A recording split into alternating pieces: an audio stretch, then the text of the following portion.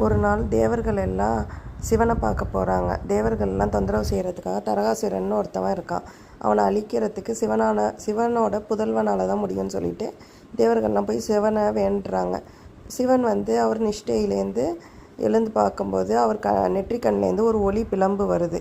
அந்த ஒளி பிளம்பை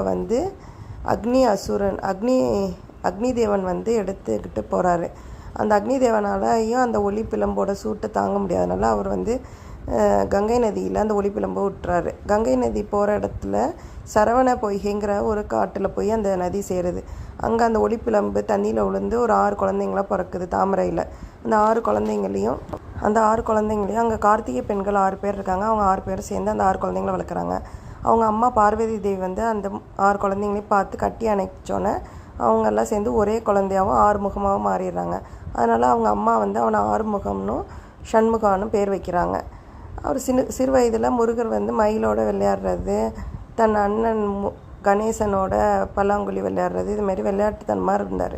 மயிலோட சுற்றி பார்க்குறது இப்படியெல்லாம் இருந்தார். கொஞ்சம் வயசு வந்தோடனே அவங்க அம்மா வேலை கொடுத்து அவனுக்கு எல்லா வித்தைகளும் கற்றுக் கொடுத்தாங்க.